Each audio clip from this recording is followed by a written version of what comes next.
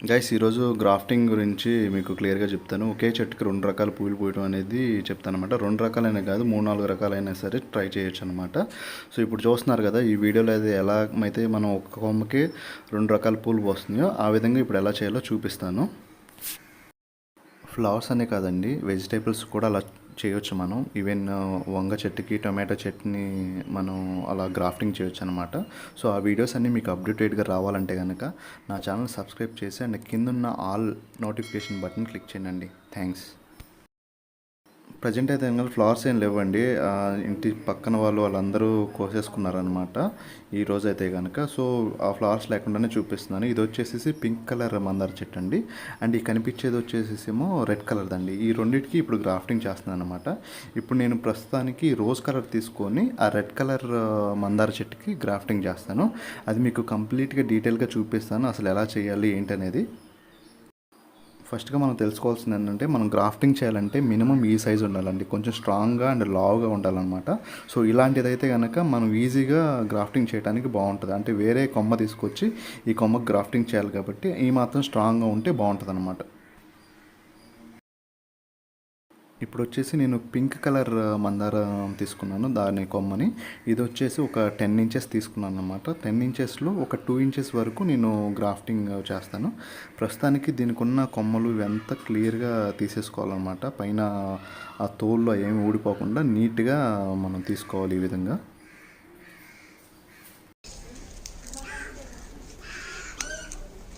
So ఈ విధంగా చేసుకోవాలి. చేసుకున్న తర్వాత దీన్ని ఇక్కడ ఉంది కదండి ఈ పార్ట్ వచ్చేసేసి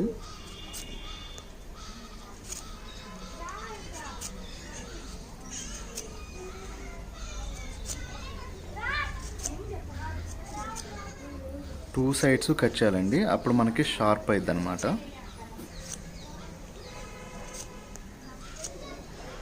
చెక్కుకోవాలన్నమాట.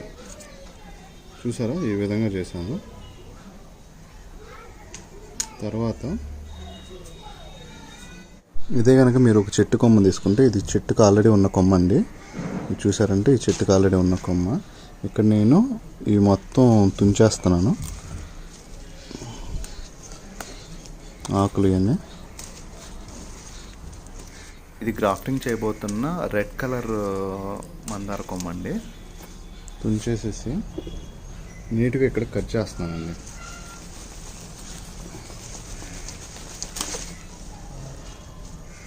సో ఇది పీస్ కట్ చేసేసాను. సో ఇలా ఉన్నదాన్ని మనం ఎగ్జాక్ట్గా ఈ మిడిల్లో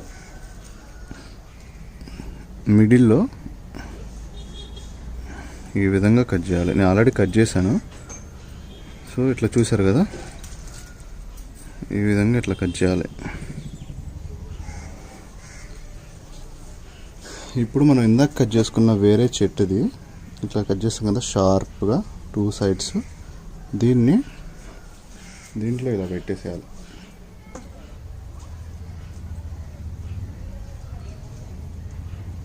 ఈ విధంగా పెట్టేసేయాలి దీంట్లో. చూసారు కదా ఈ విధంగా రెండింటి మధ్యలో దీన్ని ఇలా పెట్టేసేయాలి.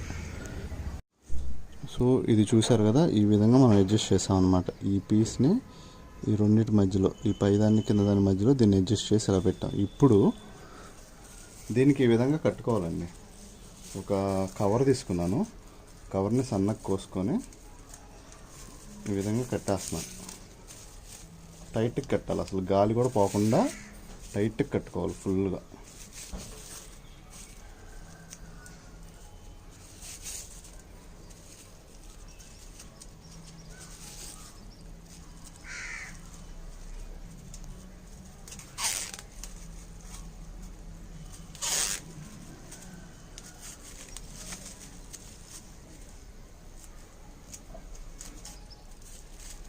చాలా టైట్గా కట్టుకోవాలండి. ఇది గాలి పోకూడదు, వాటర్ పోకూడదు లోపలికి, వర్షం పడినా సరే.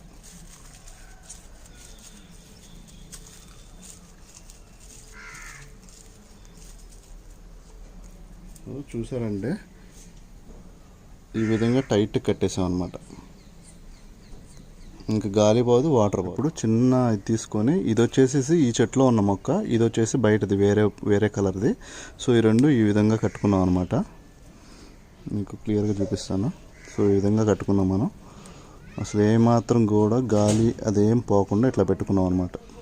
వాటర్ గాలి ఏం పోకూడదు. ఇప్పుడు దీనికి ఒక కవర్ కట్టుకోవాలి. ఇట్లా కవర్ ఒకటి మూసేయాలన్నమాట. అంటే ఎక్కువ తీసుకోలేదు నేను, బయట ఒక 1/2 ఇంచా 2 ఇంచెస్ ఉంది అంతే. సో ఇప్పుడు మనం కవర్ ఇలా పెట్టుకోవడానికి వీలుగా ఉన్నది.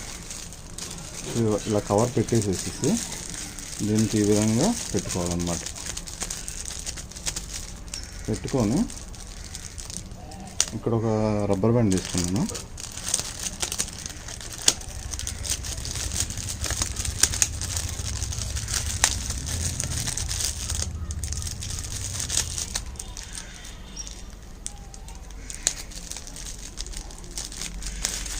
ఇట్లా రబ్బర్ బ్యాండ్ వేస్తే సరిపోయింది అంతే.